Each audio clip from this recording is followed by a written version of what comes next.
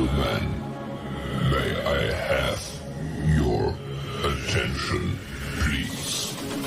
The show starts in 10, 9, 8, 7, 6, 5,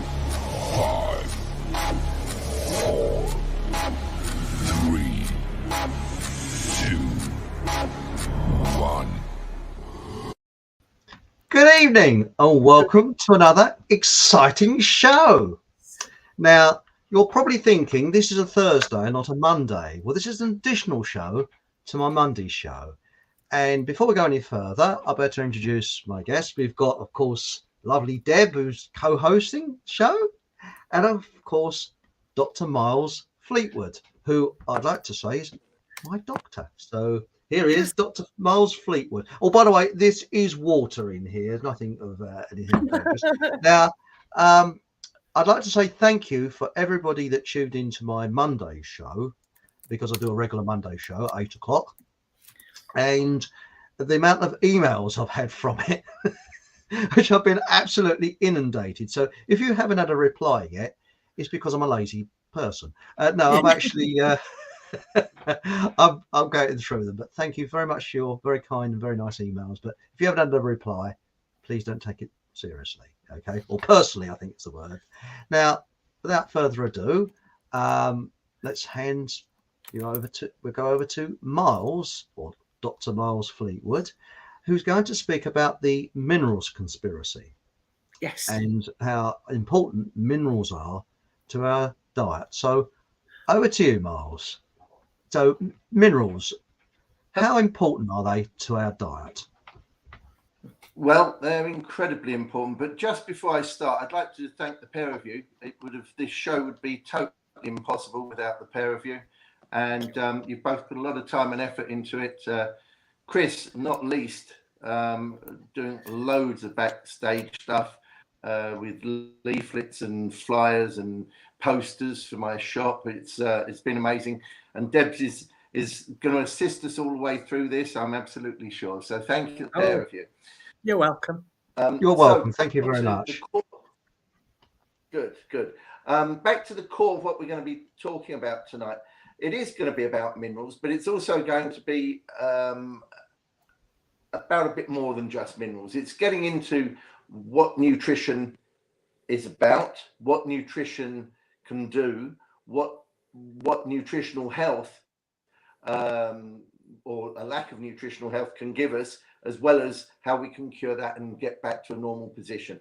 It's a very, very fast overview because I've actually studied at college nutrition for over 15 years to get to where I am now. Yeah, I know I don't look that old, but I am. And No. that's just the great nutrition that I'm having.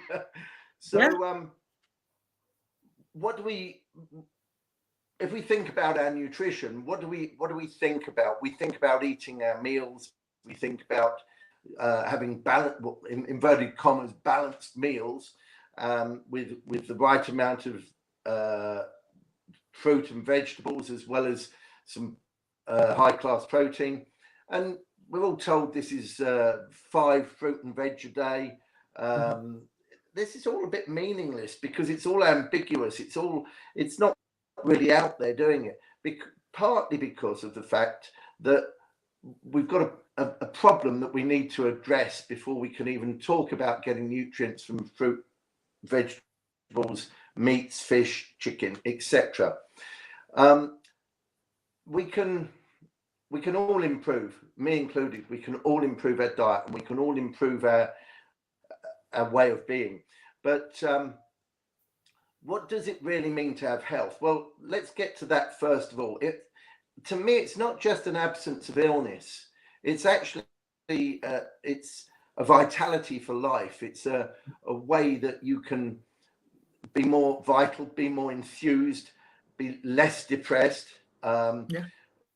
sleep better, have better control on your bodily functions. And I don't just mean going to the loo. I mean keeping yourself clean and neat and tidy, and keeping yourself in society, in a normal sort of position in society. Then what else can good nutrition do for us? Well, here's probably one of the big areas that I started off with nutrition. It helps us to perform at every level, not just at a level of for top athletes, which is where I almost went to when I first started into nutritional therapy. I was a consultant nutritionist to the Saracens rugby team and Lake Norwich football team.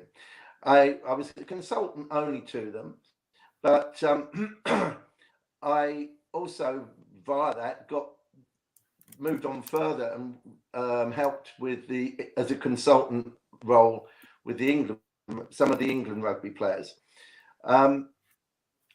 It gives you performance at that level, but it can give you performance at any level, and it can give you mental health performance as well. And I exploited that, if you like, for my my degree and my PhD. I'm not a genius. I'm not academic. I'm not that person that some people think I am. I'm a normal guy who pushed himself very hard in something that he had a real passion for, and luckily had the right mentors to take me forward in that. So I used my nutrition to help me study, and during my certain exam periods, even to keep me awake so I could revise more, and then to shut me down so I could sleep more. It's almost like having control of it, to have a nutritional program. And then the last thing that we see with nutrition, and this is probably something that would concern every person on the planet, I would hope, we can actually extend life, which sounds like a massive thing to say. How can you be sure of this? Well, in studies performed at various universities, they looked at long-term supplement takers. Now, this wasn't even supplements that they were necessarily taking the right supplement, and this wasn't necessarily that they were taking high-strength supplements. Supplement takers, on average, live 7 years longer. Now, that to me seems amazing and almost beyond belief. I could imagine a year or two, but 7 years is a lot longer to live. It could be a socioeconomic principle going on here. It could be that the people who are prepared to spend out on supplements actually also spend out more on their diet and eat more fresh vegetables and more fresh produce. It could be that, but there again, that is still nutritional therapy as far as I'm concerned. So why is this called the mineral conspiracy? Well, let's start out with where I want to go with that. I've made a whole load of notes here, and I'm going to not read any of them for the next few minutes. Right. We need to look at the soils, and this I briefly touched on with the last show that I was doing. Since World War II, or prior to World War II, I should say, fields were manured. They were green manured, and they had compost put on them, and that was the routine way of fertilizing a field. And although production wasn't in the same league as it is now, we still got good amounts of crops grown, probably somewhere around about 80% of what we're growing now in that region. However, the most interesting thing about this is pre-war, you had animal manure going on there. You had clippings of vegetables that the farmer had where he was trimming stuff up to go to market. You had probably local consumers of those products also composting parts of their products, and you had often fertilizers, and this isn't for the squeamish, called blood, fish, and bone, put onto the soils, which, if you think about that, they're all animal products, but they're also all incredibly rich in minerals. The blood is probably the weakest one there for minerals, but it's still full of minerals, packed with minerals. Then you've got bone, contains every mineral that you need to survive, every mineral that you need to carry on living. So that was put on the fields.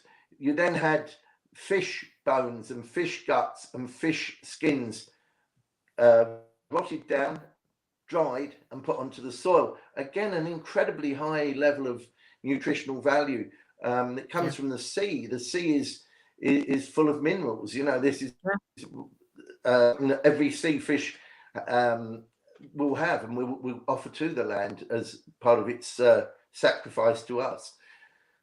The after the war, or part of the war effort, the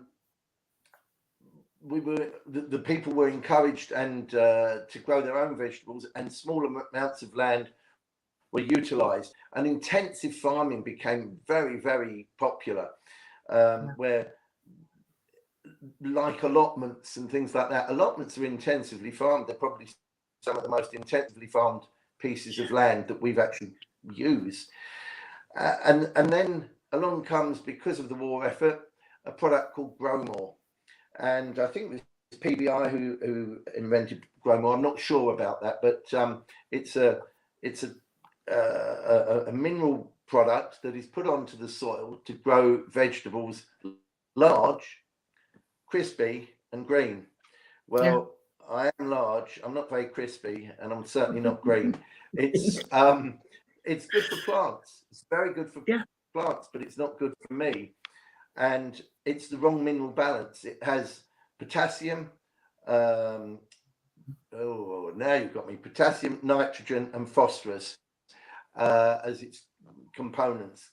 KP and N, and they're three nutrients that, surprise, surprise, there's never any record of anyone being deficient in. Well, they won't be, because it's in every vegetable that we're growing. We need things like magnesium, zinc, calcium. What others? Selenium, although that's another story, and that will come in another program about how this land in this country is actually very depleted of selenium. But we'll come to that in another on another program. So these the minerals that we need are no longer being put onto the land, and so if they're no longer put onto the land, but the average cabbage only needs potassium, nitrogen, and phosphorus to grow, well, then it'll grow. They'll sell us the cabbage, but there's nothing in it that I need. So I'm going to get depleted eventually. So after World War II, this fertilizer got put onto the market, and of course, originally there was enough, because it's been done for hundreds of years, this compost and this manure and this bloodfish and bone put onto the land, from hundreds of years, there was enough reserve in the soil for the first probably 20 years for it to be at reasonable levels. Now we've had sort of 70, 80 years of farming intensively on that land, just putting those three minerals on, and we land up with a depletion. We actually need 90 nutrients. That's the medical profession saying that, and we're getting 3 from our crops. So you can see how, what are we doing for the other 87? I just don't know. Well, I know what I'm doing, but I don't know what the general public are doing. And then we have this very encouraged and very modern idea of going vegan or vegetarian. There's nothing wrong with it. The principles are quite a good idea in many respects. However, if you're going to grow them non-organically and and grow them in the same way that we've been doing, we're going to get a lot more degenerative type diseases, and we're beginning to see that. In fact, I'll talk about that a little bit later on in this session. So that covers the plants and the minerals in the plants. It's actually not. This is called the mineral conspiracy, but we are going to discuss the rivals for the minerals, the vitamins. We've actually got yet another area that's got a serious depletion, is vitamins. Now, we've got depletion in vitamins because of the fact that the crops that we grow, because they're normally produced and there's a good distance between, or good distance in time between when they're produced or picked and when they actually go and get cooked. There's probably a week between them, so they will pick them when they're not ripened and they're not sun ripened. It's been found that if you don't sun ripen your crops, and this is especially true with fruit, if you don't sun ripen your crops, you don't get the same nutrients developing in them. So you don't get these compounds called vitamins getting produced by the plant. So you've now got a mineral deficiency in that plant, and you're picking it before it's sun ripened. So you've now got a vitamin deficiency in that plant. You then put it on a shelf for for a week or so before someone comes along, buys it, and cooks it. And they get worried that, I don't want to cook it in water or in a microwave because that could deplete nutrients. I want to cook it, I want to steam it, and I want to only just partially steam it. The thing's got nothing in it when you start, so it's going to have nothing in it when you cooked it, or slightly less. And then we've got an even worse position: pre-prepared meals. They're prepared.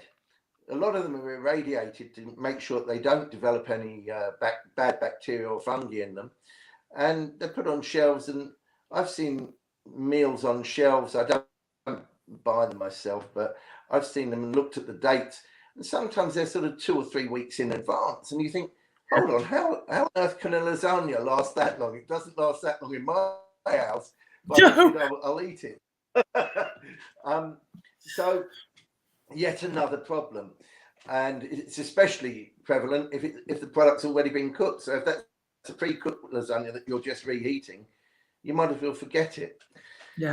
So and then there's yet another problem, and that is the problem of the fact that, if this is quite a recent thing, that I found this out only probably about 3 or 4 years ago. If a product is if a crop is grown and it's picked before it's ripe, before it's sun ripened, not only does it lack the nutrients that you might think are prevalent in it, like say with oranges it lacks vitamin C, it will also have some of the nutrients in there completely lacking, because they develop, because the vitamin C develops. And so then you've got a knock-on effect of that fruit or vegetable having even less spread of nutrients. So we've got to change this. I see this as just as big a thing, maybe it's because I'm a nutritionist, as the outrage. It's just as big an issue as far as I'm concerned. Mankind is under just as big a threat to his existence.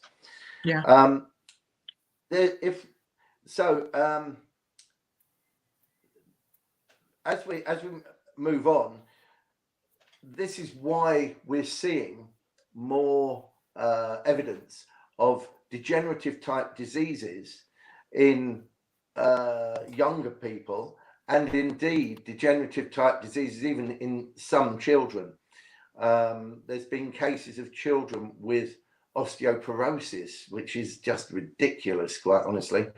There's been instances of people developing adult kind of diseases when they're 10 years old. This is because there aren't the nutrients in your body to keep you fit and healthy. Your whole existence depends on nutrients. So as an example of this, I'm getting through my notes now. If you look at it, I'm sure most of the people out there will have heard about the lowering of fertility rates in the country, and it's not just in this country; it's in the West as a whole. So anywhere where there's intensively farmed, non-organic produce is the norm. What's happening is, why on earth nature, I see nature as having an intelligence, and why would nature want to encourage a new life to be formed and to occupy the space that the adults in that area are occupying? Yeah. If there's not enough good nutrition, they're just going to be made to die, and that just doesn't make sense. And nature's very, very sensible. Yes. I'm going to give you a couple of examples of this because I want to brighten the mood up a little bit, and maybe it will, maybe it won't. I was actually in the clinic yesterday, and I received 2 phone calls, which are my kind of phone call. I really like them. The first one was from a couple who, so this bears this out, from a couple that have already gone for 2 IVF cycles. I don't want to go into too much detail about their what was wrong. They had the lady had some fairly substantial gynecological problems, and when she came into me on recommendation, I actually said to her, well, you'll never conceive like that. You know, what are they trying? And I don't know why they were trying to get this woman to conceive in an IVF fashion when she had no hope of carrying this child or even having this child. She was too ill. With very, very little intervention. And I really do mean that. It's been, I hate to use the numbers 9 months when it comes to fertility. Yeah. It's within about 9 months, I got this phone call from her husband yesterday morning. Yesterday morning. And he said, Miles, it's about so-and-so, you know, his partner, his wife. And I said, oh yes, what's the matter? Thinking there was some alarm or some problem. He said, well, we've just done a fertility test and she's pregnant. And we did it again with a different fertility test, a different type of test altogether. And she's definitely pregnant. So I said, well, that's fantastic. Yeah. And I can back this up. Can I come in? I hope you don't mind me showing it. I can back this up because I was actually on your private phone line, and that came through on your your Abbey Health Food line. And you said, excuse me one moment, and I heard you say, oh, that's fantastic. I was good. So I'll back that up. Yeah, that was absolutely amazing. It really was. And it's lovely to hear that. And they're in a panic now to make sure that they're on the right stuff to maintain this pregnancy, which, yeah, they are. I mean, there's a few little things that we can do that will change things and make it even more sure that they go through this pregnancy. However, I thought, what a lovely day. I've heard something really nice there. They're a fantastic couple, and I'm so pleased for them. And then, very unusually, I got another phone call from another patient. And this patient had come to me again about a year ago, just under a year ago, probably 10 or 11 months ago, first appointment. And the poor lady had tumours in her lung or in her lungs.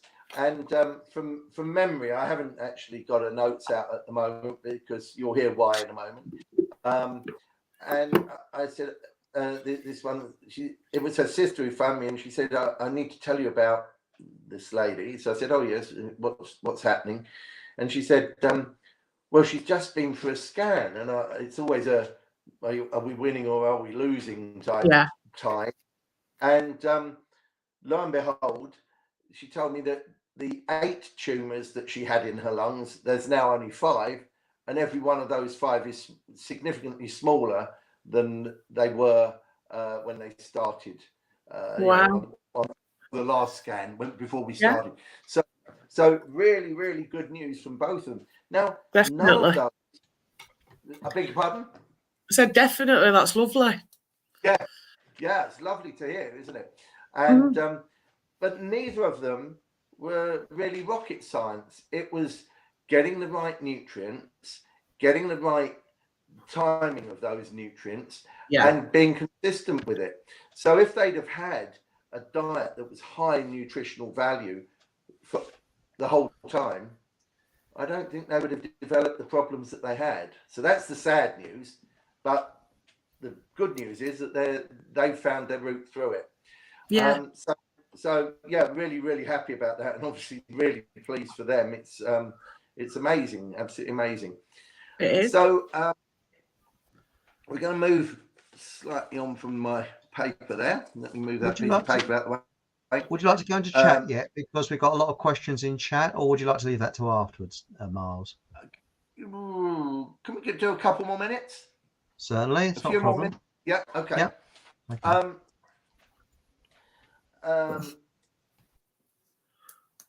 It's unusual, like I say, to get 2 phone calls in a day. So don't think that I get these calls all the time. I don't. Sadly, I get calls as well where people are saying, I've just been for my scan and the tumour's still growing, or we've tried the IVF, or we've tried another, for another illness. Yeah. I don't only work with those things. So this is quite unusual, but I was on a bit of a high yesterday from it. So I thought I'd share that with you. Hang on, don't put yourself down, Miles, because I've actually been into your shop and I've seen people walking in with chronic headaches and whatever, and you've done you've done some acupuncture on them, and it's gone. That's fantastic. Yeah. So brilliant. Don't put yourself down. So I'm just going to actually say one more thing. There is a lot more to go on here, but I'm going to just say one more thing about nutrients and how we're deficient in them. You can actually have 3 ways of being deficient. You can be deficient in your diet. So that's what we've talked about so far, because the crops just don't have these nutrients in them.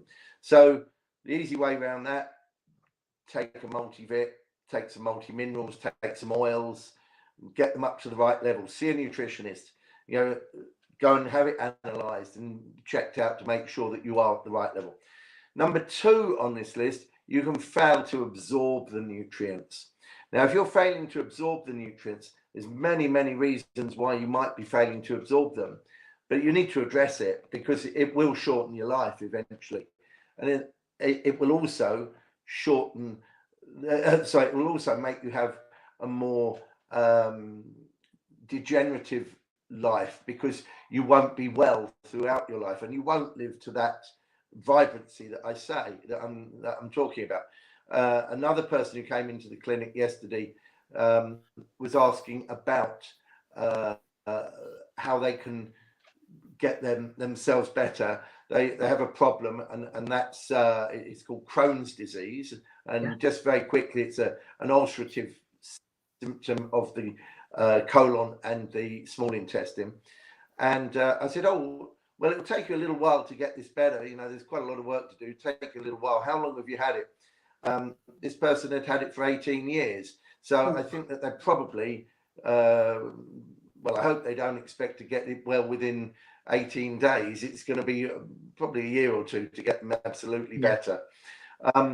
So that's the second way you can be deficient. And then the third way of being deficient, which is probably the hardest to treat, is you can not metabolize those nutrients. So your body can make no use of them. I'm a little bit of a case of that myself. I've been taking oils for a very long time, a brand called Udo's Ultimate Oil Blend. And I was thinking I was getting enough omega-3, omega-6 from that, taking quite a lot of it. It just so happened I popped a few fish oil, very high strength fish oil capsules. Someone had given them to me as a trial, and I thought, well, I'll trial them. And wow, they made such a difference. That's because my liver doesn't turn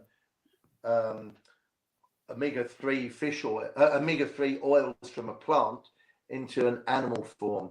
They're different forms of the same kind of oil. So my liver must be very poor at doing that.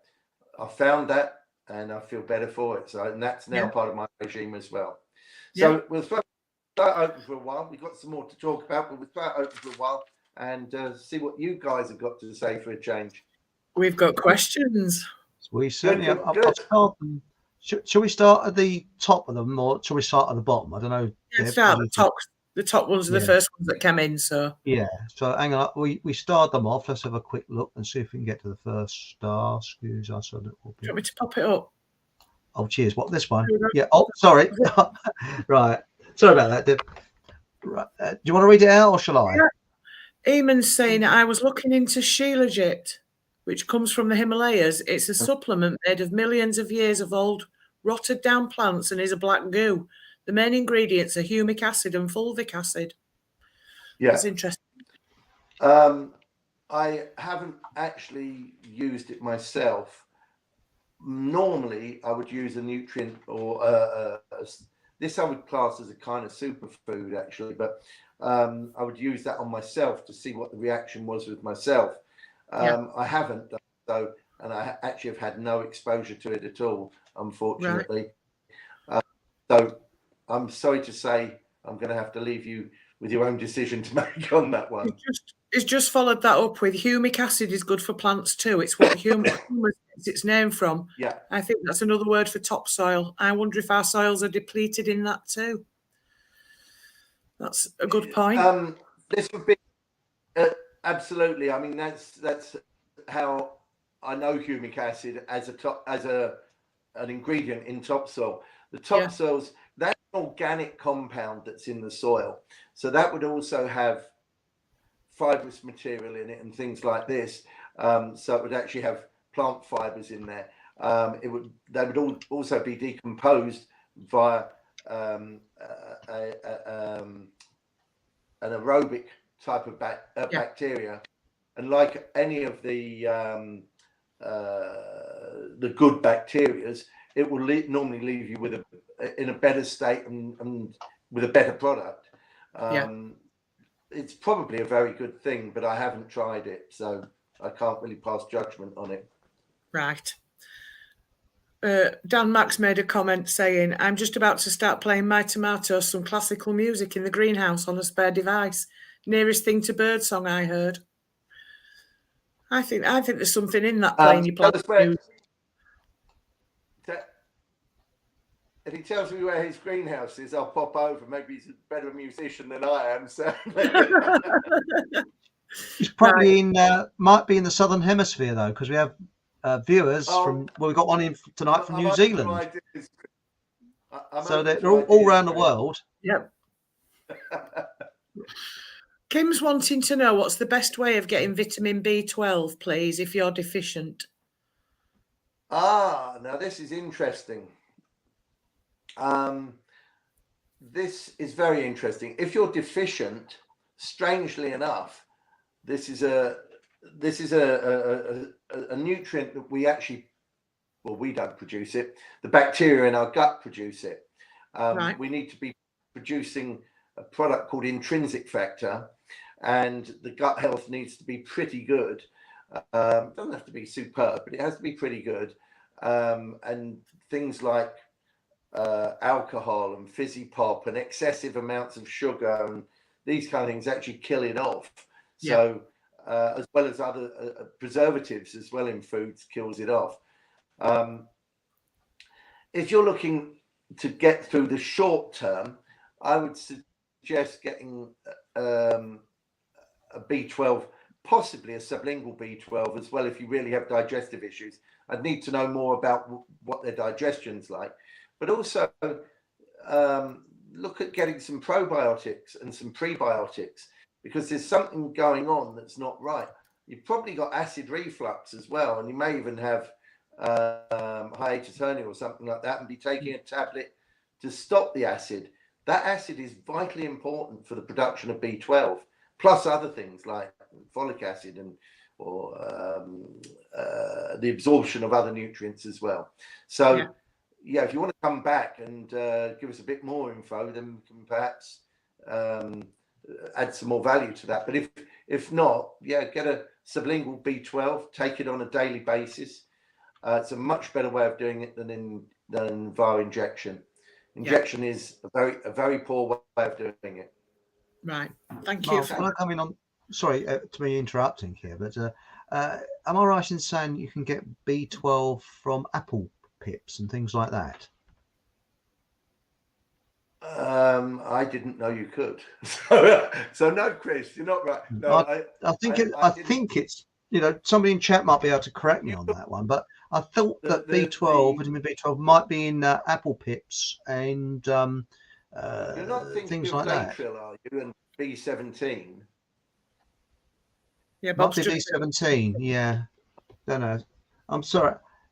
Yeah, I think it's Okay, so B17 now. B12. Yeah, B12 is normally you Yeah, normally you're right. would extract that from green vegetables, so cabbage, Mm. broccoli, kale, those sort of things.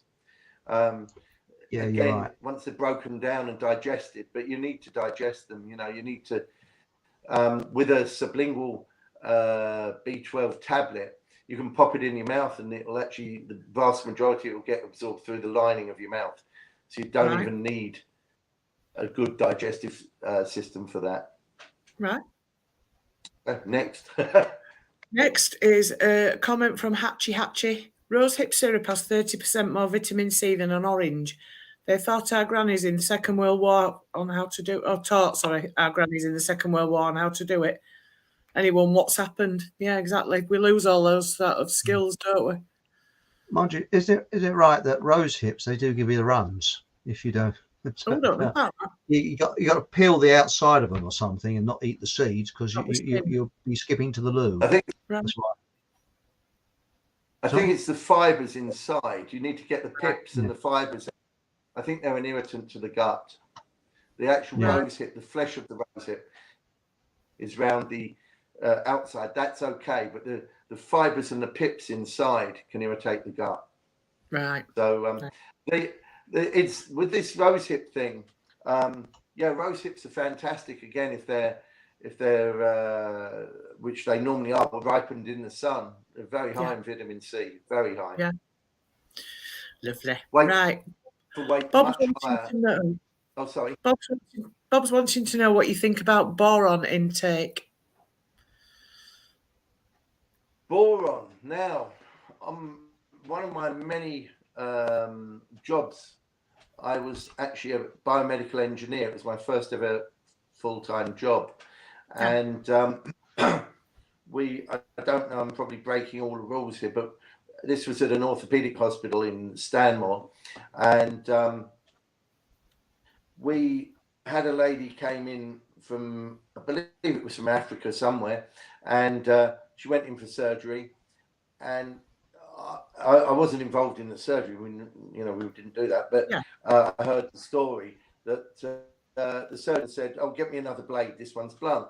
So they got him another blade to try and cut the bone to put in a hip joint, because she'd worn out the bearing surface, the cartilage on it. Yeah. So they brought him along and said, "What's the matter with this? This one's blunt. Get me one from another batch," thinking the batch was bad.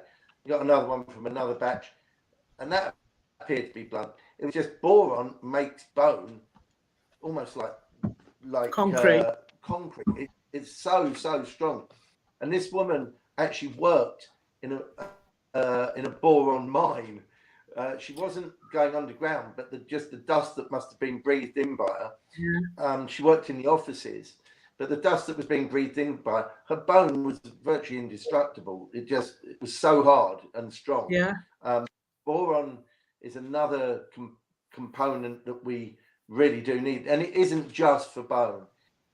It's also for it helps with hormones, sexual hormones, and their production. It helps with enzyme production, and there's virtually no boron about. So I actually get a daily dose of boron from my minerals that I take. So it's a good idea.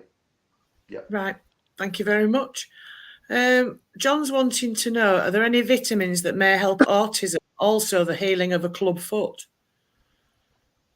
Wow. The club foot, it's a mechanical problem at the first level.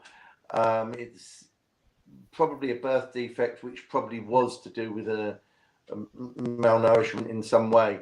Funnily enough, I was talking about that hospital. If you're in Britain, you can get referred to the Royal National Orthopaedic Hospital in Stanmore. They are some of the best. They have some of the best surgeons there, developing new techniques in all sorts of fields. And I'm sure that they'd help you with this club foot if they can. Yeah. If it can be helped, that's the place. and then to heal it afterwards. Yeah, come and contact me afterwards, and we'll have a chat about how we can heal it and get it stronger afterwards. Autism. Well, autism is it is treatable, but it's not oh, you're going to suddenly be a normal person, you'll still be with autism. I'm actually dyslexic, and I know that this sounds like a horrible thing to say, but I actually think of my dyslexia as a gift, as a God-given gift. I can picture things. I was an engineer, as I said, I was a biomedical engineer, but I was an engineer. I can do 3D structures in my brain without having to put them on paper and understand how I can produce them, how I can make them. And I'm actually very skilled at things. I also completely, how can I put this? My understanding of holistic therapies, because I know my anatomy and physiology, and I can sort of picture what's going on when I'm treating, and I put that all down to the fact that I've got this dyslexia, and mine's I'm lucky because mine's very mild. I just can't spell.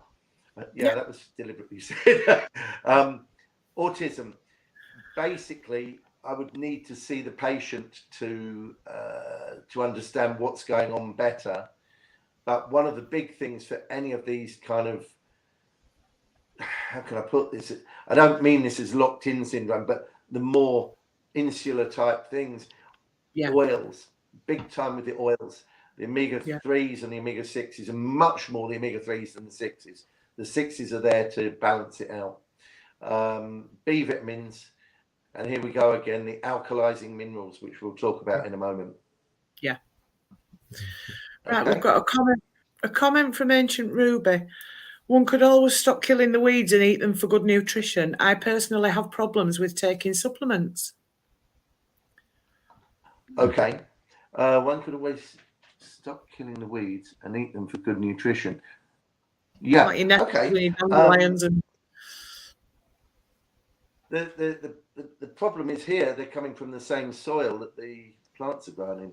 I've got nothing against eating weeds. I think that and have used to spend many a happy hour. I don't do it now. Foraging and mushroom hunting and things like that. I just don't seem to have enough time to do that now, which I miss. So if you can get time to forage, great. I foraged a few blackberries this year, but unfortunately didn't even make them back to my car, let alone back to home. I'm like got scoffed. I used to go strawberry picking with my grandma, and I used to say they ought to have weighed me on the way in and weighed me on the way out. It was green more than I put in the bunnet.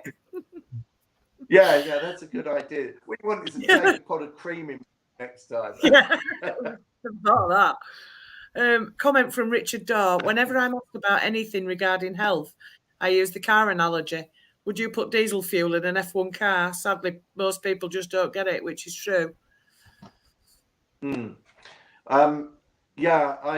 funny. I'm a keen F1 fan. I'm getting less keen on it. It seems it's all down to the cars nowadays. But, the car analogy is quite good. It's interesting. I actually sometimes when I get a bit bored, I ask a would-be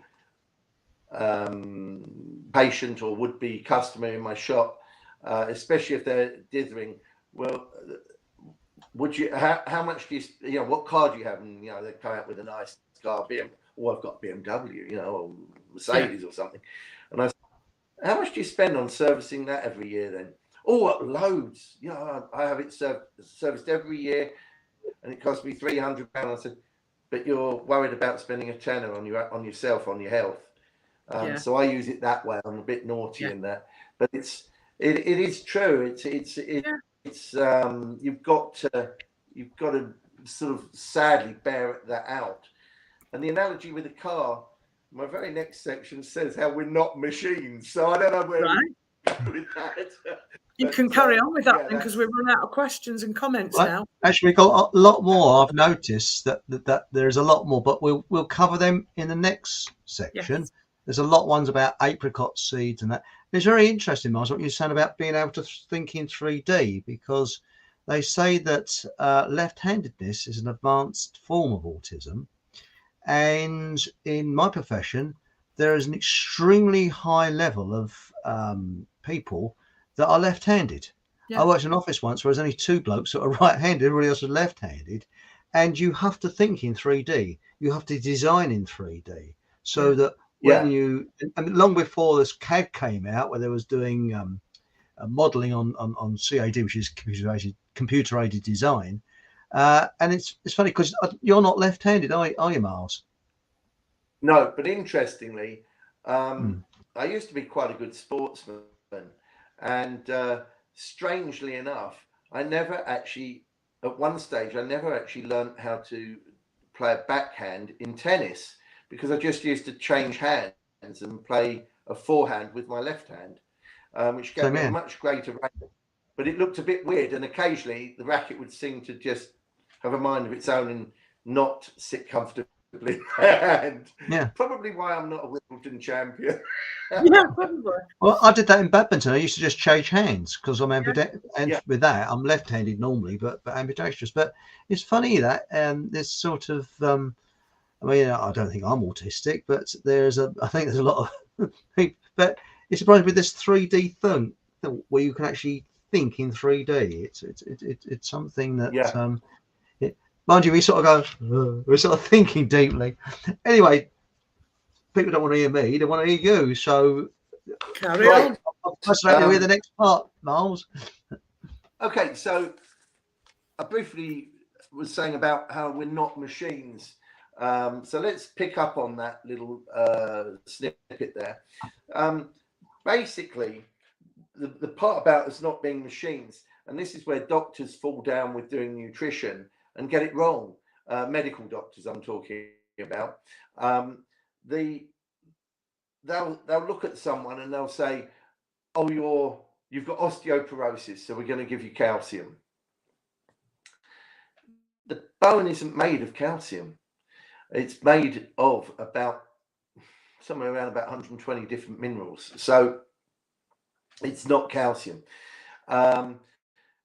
If you put too much calcium in, actually after a fairly short period of time, between 3 and 6 months, the take-up of calcium in that bone declines dramatically, because you can't actually put more calcium in. It just doesn't fit into the matrix of the bone, and also because of the electrical charges that it carries. So if you're ever having a bone formula, make sure it's not just calcium and vitamin D, which is the ones that the medics tend to give out. You want calcium, magnesium, boron, we talked about earlier, selenium, manganese, potassium. You want as big a spread as you can get, even a bit of sodium. There's sodium in the bone as well. So this giving calcium out is just meaningless, realistically. It's not like servicing a car. It's not, I'm going to change the oil, but next week I'll do the brake fluid, or next week I'll do the coolant. You can choose to do that with a car because it will carry on functioning okay. You can't really do that with a human. All of these nutrients interact with one another and have a way of supporting the action of other nutrients. A very good example of this is vitamin E and selenium. And selenium takes up an awful lot of load from it's called oxidative stress. So it's a certain kind of toxin that the body that deteriorates the body. It causes the body to deteriorate, and oxidative stress causes collagen to collapse. That's part of the reason I've got these little crow's feet here, but my glasses hide it quite well. So what's this connection between selenium and vitamin E? Well, vitamin E is very good at taking up oxidative stress as well. It's very good at picking it up and processing it and carrying it out of the body. Selenium can take up 200 times as much as the vitamin E. So refreshing the vitamin E up to 200 times, so that vitamin E can carry on and do it over and over and over. That's a very good synergy between those nutrients. Same sort of thing is true with vitamin A and zinc. And I think, oh, excuse me, I think that the synergy between nutrients is how mankind and animals around us have survived. If you think about it, if we don't have enough of one thing, let's take that vitamin A, so there's not enough vitamin A for a period of time, well, that's okay, because we're getting plenty of zinc. Or there's not enough vitamin D, well, that's okay, because we've got lots of calcium. And it's this synergy between the vitamins and the minerals is almost there in entirety, and there's an interlink between virtually all of them. So it's a kind of ongoing sort of servicing, rather than the car analogy where you can put air in one tire, you don't have to put them in all four. But that's just that analogy. What I'd like to move on to now is actually a little bit about what's the correct amount, because I've talked about depletion, but what is the correct amount? Well, the correct amount is the right amount for you. So that doesn't help you on this show. I need to see you, I need to analyze you, and I need to have some idea of your lifestyle. And if you're very sedentary, then you'll have one. So a person with a sedentary lifestyle who goes into the office every day and their exercise is walking from the train station to the office has got a completely different lifestyle, although he may have the same disease as a would-be tennis professional or international athlete. So they can have the same illness, but it doesn't mean you're going to fix it in the same way, and it doesn't mean it will be fixed in the same way. There is a kind of correct amount suggested. I would throw this totally out the window though, but I'm going to talk to you about it a little bit and progress on from there. It's called the RDA, the recommended daily amount. The recommended daily amount is the amount you need to stop you getting the disease that's a deficiency of that one nutrient. Well, although they are very low in most cases, they're extremely low amounts of those nutrients.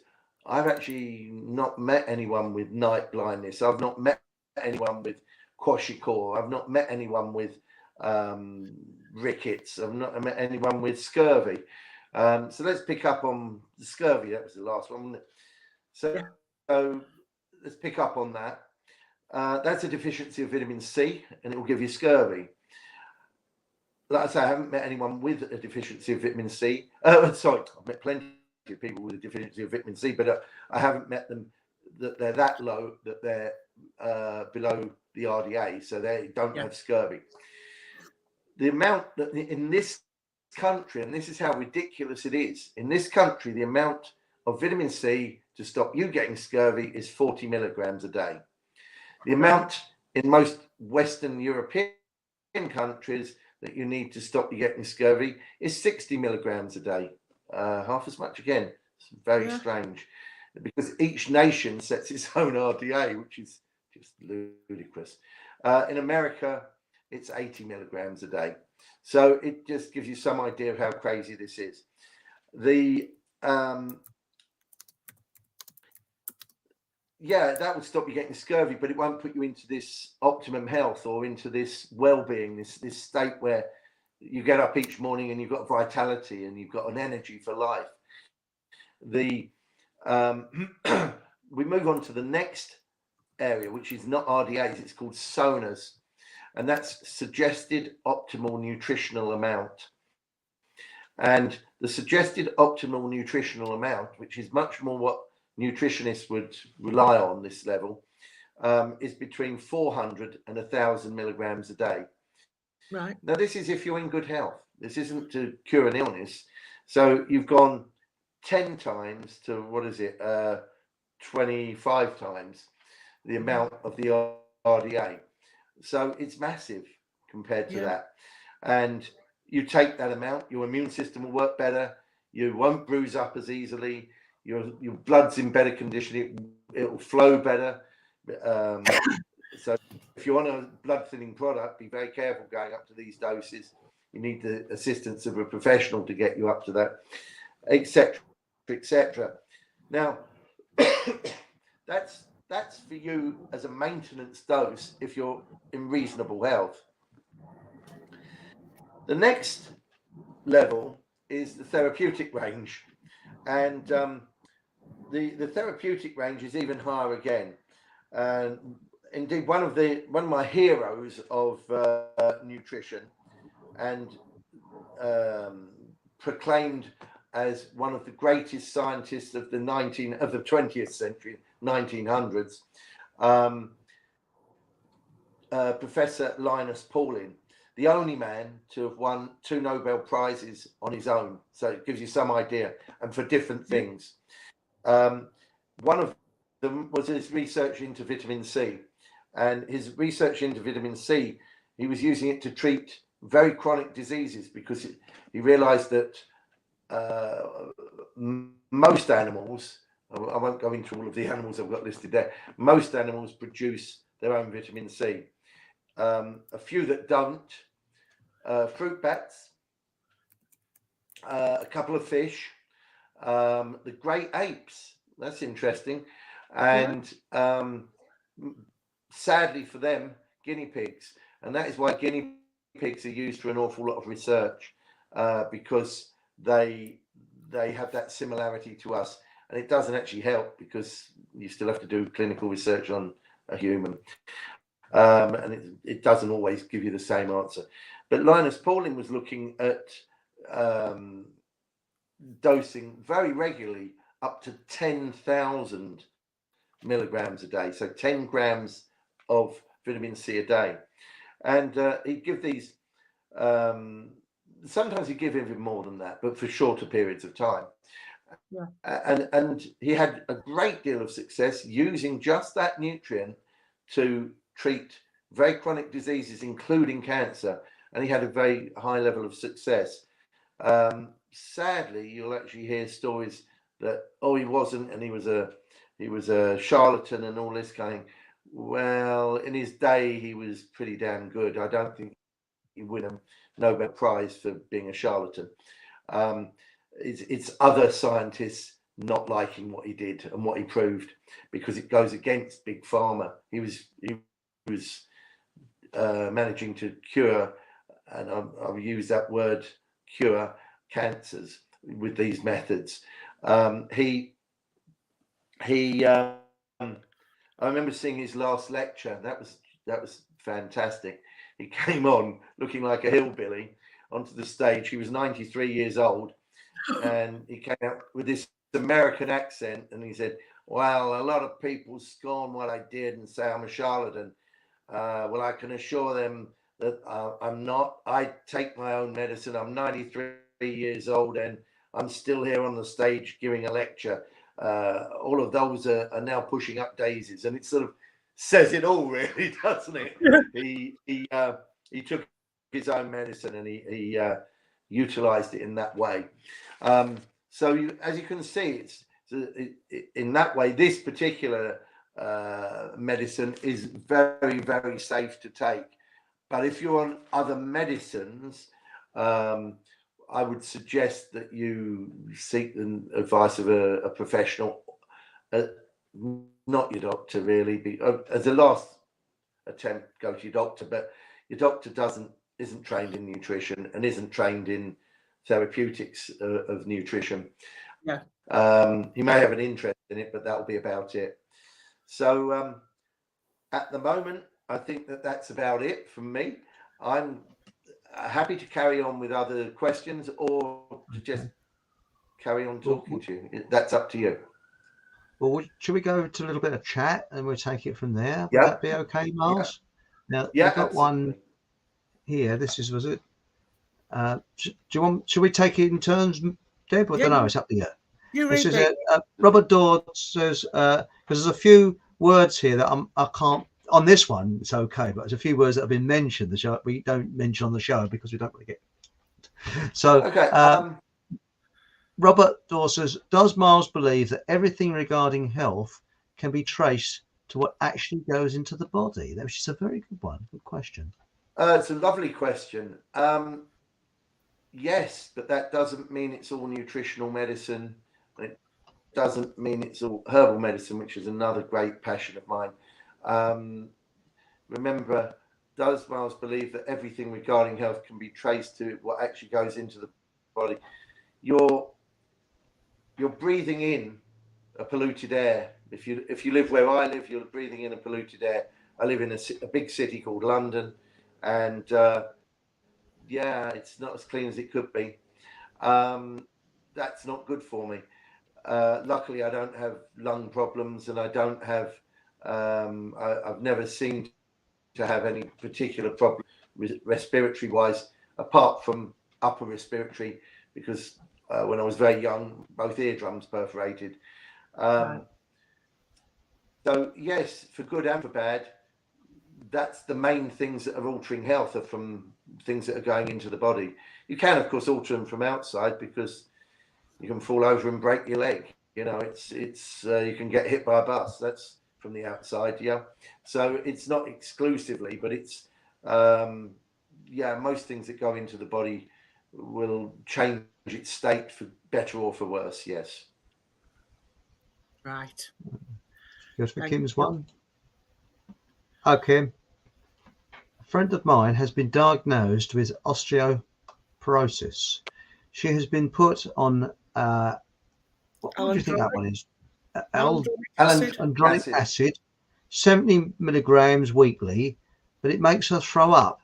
What would you suggest to take instead? This is a question I'm not going to fully answer on here. If this lady would like to phone me up on in the shop and continue talking to me, that's fine. I will do that. My feelings of, because I'm not going to expand too much on it.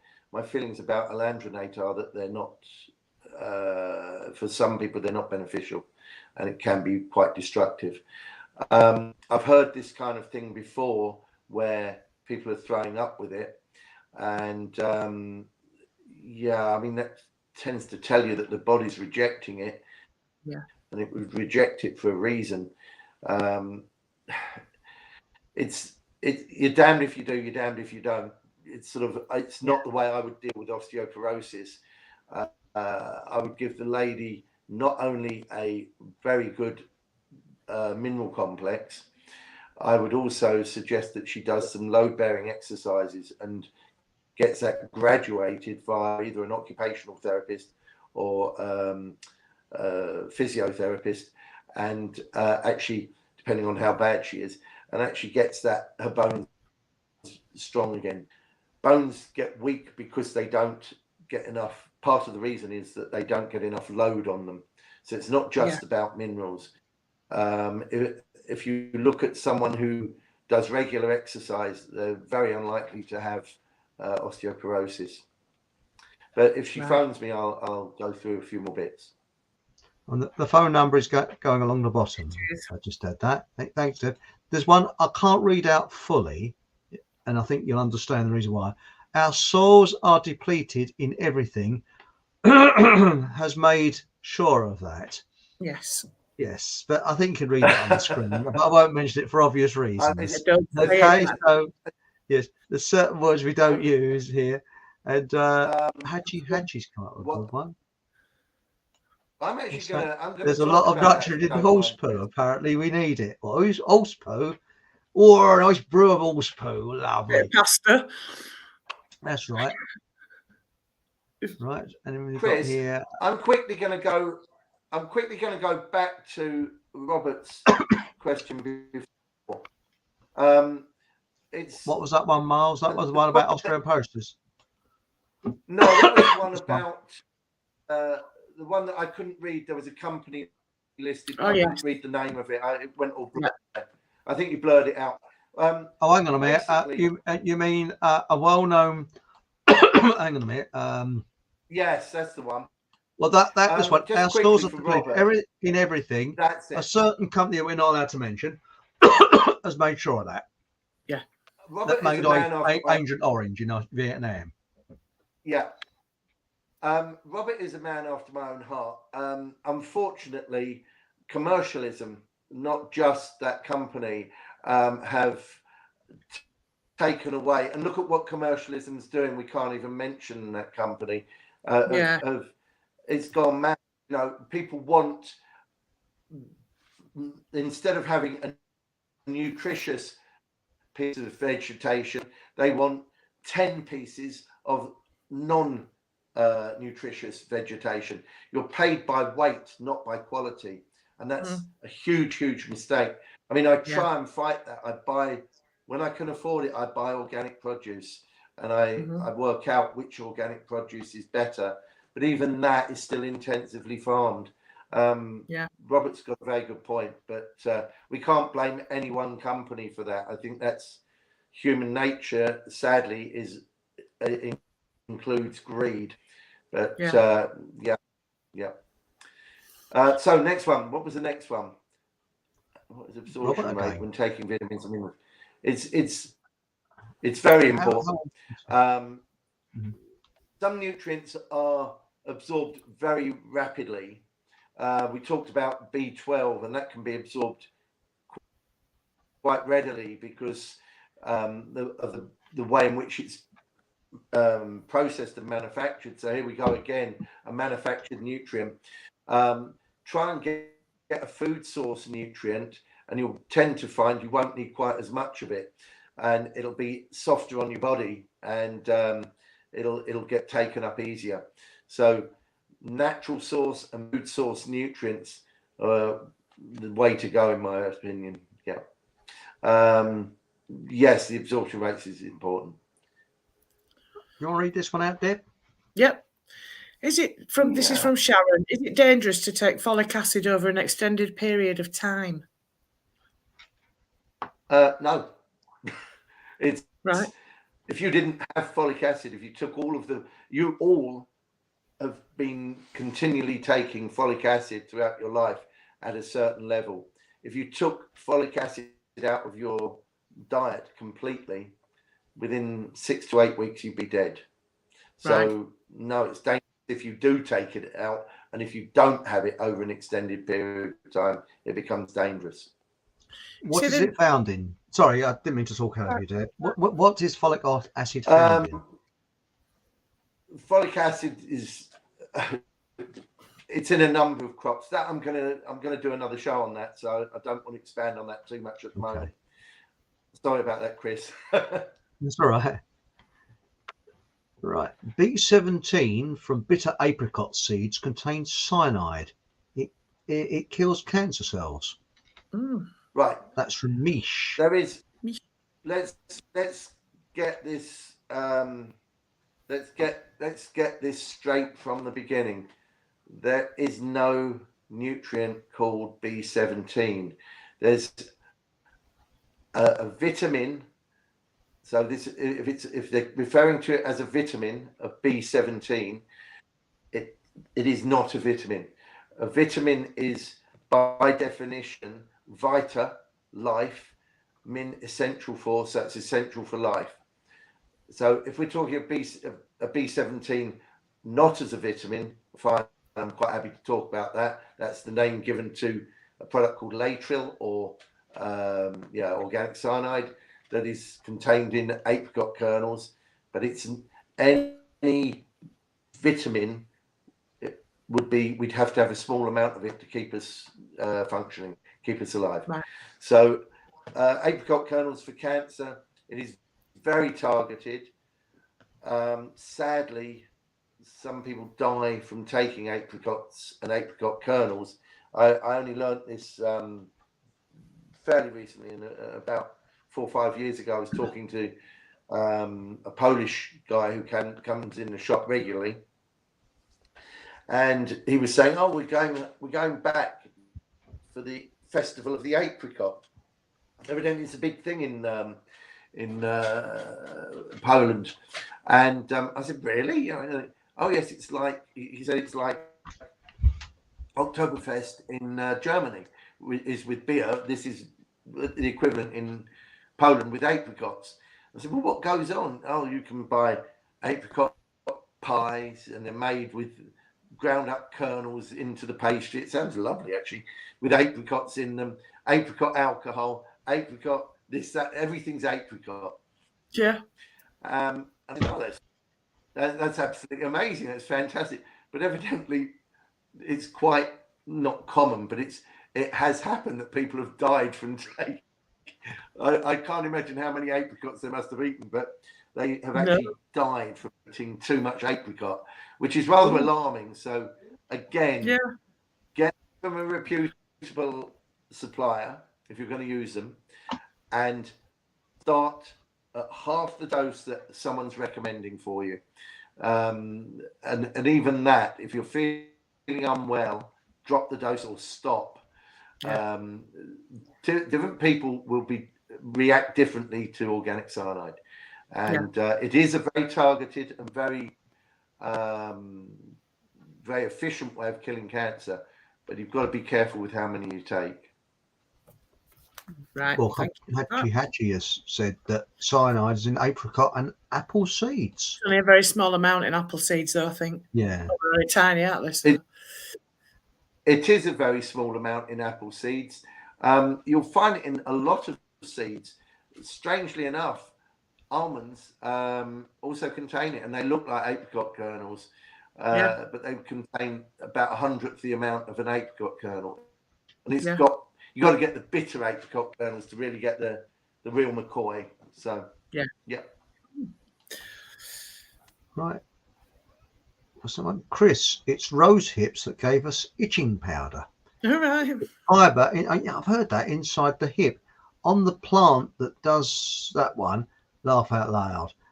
Victorian times, the children love to torment the teacher. Honest. Yeah, I can imagine that. That is a I wish one. you hadn't told Chris that. I wish you hadn't give me ideas. Yeah. You know what it's like. Yes, I've the same. Do you want to do this one? Do you want to do this one? Mish is saying gluten causes birth defects and nutritional deficiency. Known to cause bread madness. It's a neurotoxin. Didn't know that either. I just thought people were allergic to it. It's gluten. Gluten itself is very hard to digest, so that's one reason it's not good for you. I didn't know it was a neurotoxin. If it is, then that's new news to me. But what I thought was happened. It's interesting. We were talking about Halloween just then. I understood in the Dark Ages or Middle Ages, or I forget when it was, but they used to store wheat, barley, these sort of grains in great big storage areas, and they would sell the product off, and it would just carry on being exposed. And unfortunately, it picked up small amounts of fungi on it, and this particular fungi is a hallucinogenic, and that is why the stories of Halloween with witches on broomsticks being seen was people hallucinating through taking these toxins, these neurotoxins from the mold that was growing on wheat. So that's what I know of. It could be that gluten is also a neurotoxin. I don't know. Yeah, but rye is particularly prone to that type of fungus, isn't it? Because they said that the village in France in the 50s where it happened, but there's a lot of other people that think it was something to do with the CIA doing tests. So that's something for another show, I think, but not on this particular platform. That could be on your other show. Yeah, I'll put that on my other show. Now, what's happened here is Ancient Ruby says, I have to take a tablet just so I can eat because my tummy hates food. 16 years suffering, no diagnosis other than they think it is IBS, yet I disagree. Ancient Ruby, hello. This is an interesting one, because the bit that I haven't read out to you on my paperwork is about people with eating disorders. Now, I don't think you necessarily have an eating disorder. You have IBS by the look of things. 16 years suffering, no diagnosis other than they think I've got IBS. Yet I disagree. What is the tablet? And does it give you an appetite? Or does it stop you getting reflux?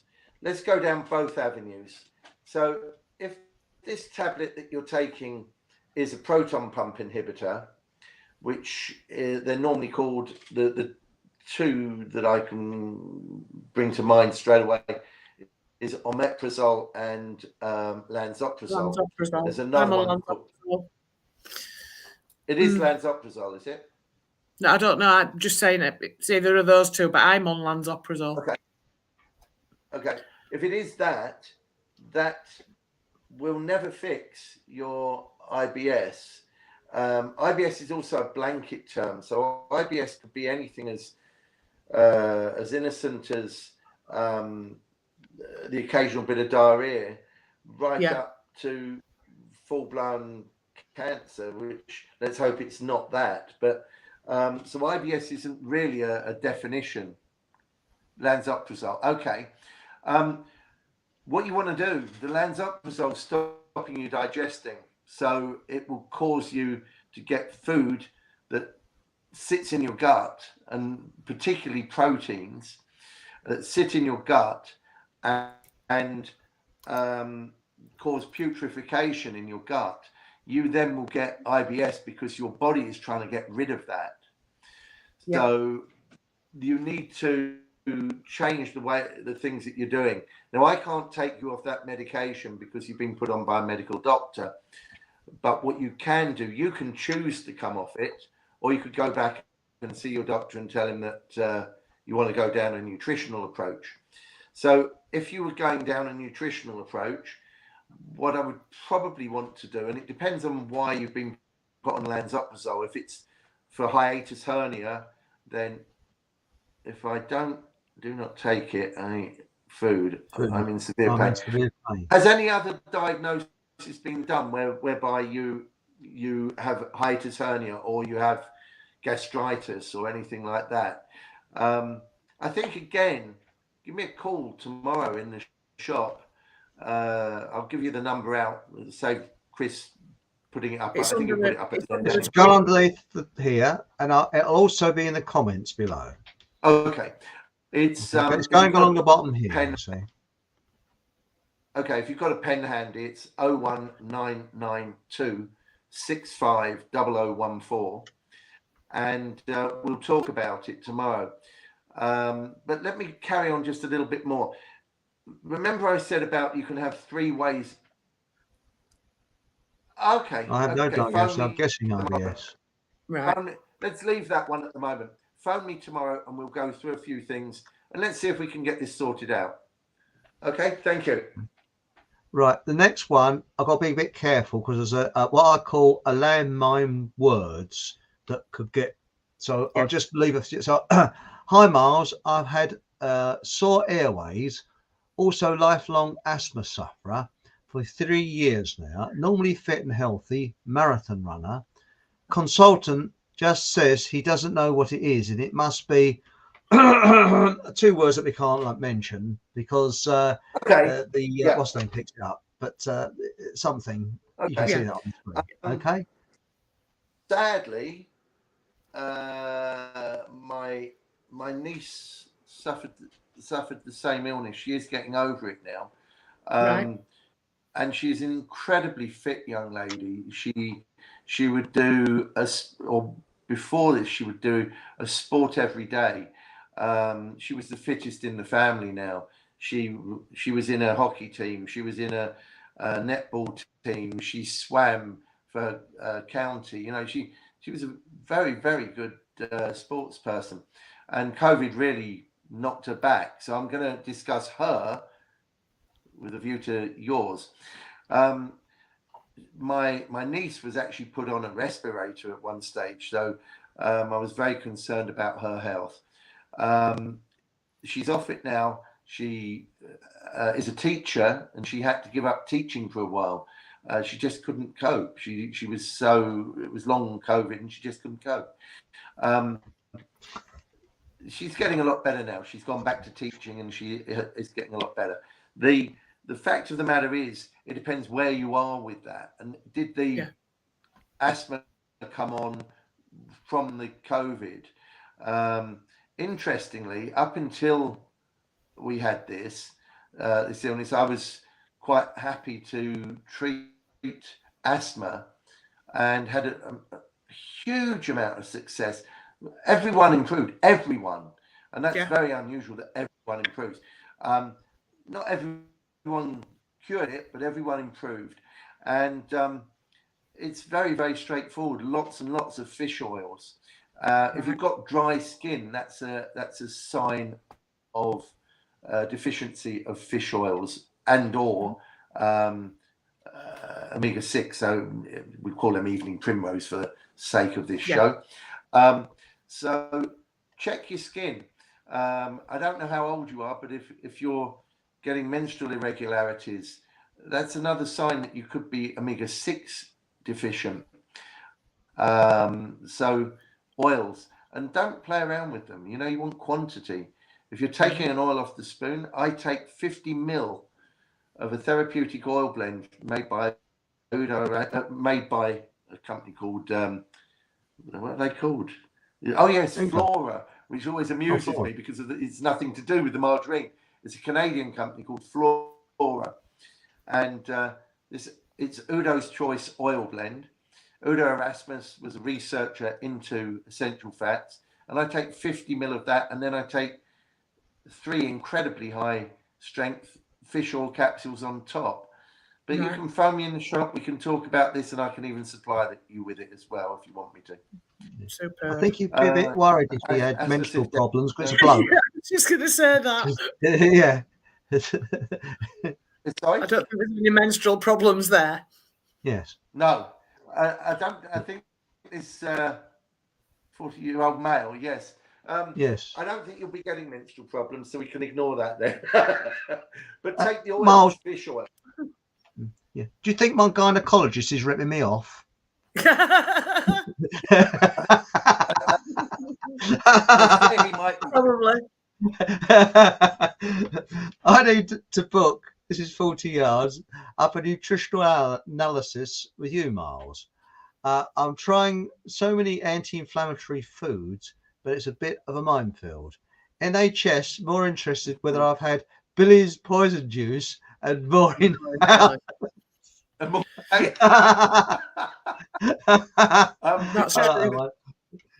Slippery elm is very healing on the stomach. Absolutely. Yep, it is. It gives you a much better, a more resilient mucous membrane inside the stomach. So if you're suffering from ulcers or gastritis, you'll protect the gut, the stomach better, and you'll protect the gut better with it. Slippery elm is very healing for the stomach. Yep. I'm going to look into that. Good idea. Right. Let's have a look. Next one was it Bob, I think, isn't it? I think next one's Bob. There it is. Oh, I think he got that wrong. Is that K2, is it? K2, yeah. K12 is I think that's 2. Also, yeah, but he corrected it somewhere in the chat. Oh, did he? Oh, okay. Right. He's forgiven. Yeah. Any more down here? What actually happens with K2 and why it's good for the bone? It's a nutrient that stops blood coagulating. So some forms of osteoporosis are actually little tiny blood clots in the bone. This can come from various means. You can knock your bone, and I'm told that can put small blood clots into it. You don't have to break your bone. You can knock the bone, and they'll come onto the surface, and they'll grow into the bone. Right. K2 will stop that happening, and it will allow the bone not to be porous. Because if you think about it, if you've got a little tiny blood clot, and then be the size of a pinhead or smaller, if you've got that going into the bone, that will make the bone have a porosity. So osteoporosis, osteo is bone, porosis is porosity. So yeah, K2 is a good choice for bone problems. Yeah, as well as a number of other things. Yeah. Jolly good. That's interesting. The Bob's come up with a good one here. What was it? RGA is just enough that it doesn't work. Yeah, Bob, you're on my side. Yeah. There's one I can't. Right there, Bob. Can't read this out. It's something is a gift that keeps giving. Next patient, gone from running marathons to breathless walking upstairs these days. But again, I can't mention the first name. Here we go. This is 40 yards, isn't it? If he wants to phone me tomorrow, phone me tomorrow. Yeah. Oops, we've already had that one. I'm going to be on the phone a lot tomorrow. You're going to be We busy. won't be able to get through to you. But now this is an interesting one. This is Dan MC. Isn't there some dodgy B12, all vitamin types made from? This is another show, isn't it, Miles, that we're going to do? From synthesized GMO anyway, from China. All of the cheap ones could be a Trojan horse type thing. We're going to cover that in another show, aren't we, Miles? We are, but let's quickly do a bit now. If you're buying supplements and you're in a position to be able to afford to buy supplements, I think you can afford to buy good quality natural source supplements. They're actually pennies more than the synthetic stuff that you get in Boots and online, and even Holland and Barrett, some of theirs are. So get a natural source product, get a good quality known brand. The brands that I would put out there myself are the brands that I hold in my shop. I have a lot of faith in them. And sadly, not Solgar, which has fallen by the wayside as far as I'm concerned. Go into a good, reputable, independent health store, and I'm sure they'll have some good supplements in there. It is important. There is a lot of trash out there, and sadly, it's not even dependent on the company. You'd think Boots would want to get a better reputation. They sell some of the worst supplements out there. Yeah. Okay. I can back that up because I came along and had one. What was that test you gave me, Miles? With I held 2 rods. Vega test. A meat. That's right. Yeah. And I was all smug because I'd been buying supplements off of eBay and other places and thinking there won't be much wrong there. When you looked at it, that's rubbish. That's rubbish. That's rubbish. That was rubbish. And it was from quite well-known brands. There was there's also a brand that's very strange, but they're not. They're a British brand, aren't they? But it's has a it's the mail order only, and we'll keep away from that. Keep away from that. Yes, you get more of the vitamins if you sniff the packet. Apparently, you sort of go, oh yeah. That's a good intake. It's like the oranges, isn't it? You go to the supermarket, you go, you get more vitamin C from sniffing the orange. Because let's go back to that for a moment. While I was at college, there was someone, and this was, goodness me, this was 20 years ago, 25 years ago for nutrition. When I was at college, there was a woman there working or studying with us who was very into dietary therapy. I'm not. I'm very much more into supplementation. But she asked me to write articles for this magazine called The Health Police. And unfortunately, The Health Police didn't last long. It got disbanded. But we took some oranges from the leading supermarkets and analysed them. And we actually, from the 4 big supermarkets, out there, so I don't need to say their names, we only found that about a quarter of them had any reasonable amounts of vitamin C. In fact, all of them were below the RDA. So if you ate one orange, it wasn't enough.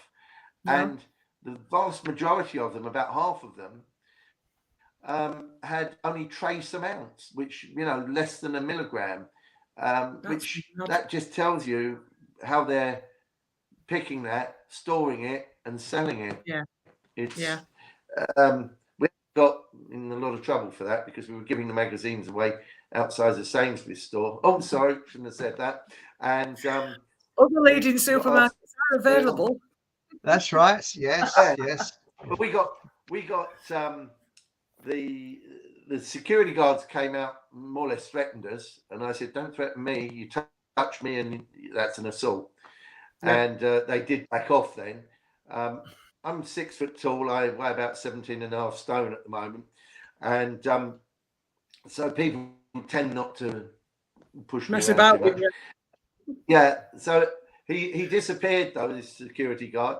And within about half an hour, the police turned up and told us that we couldn't give away newspapers on the street because we didn't have a trader's license. We all pointed out we're not trading.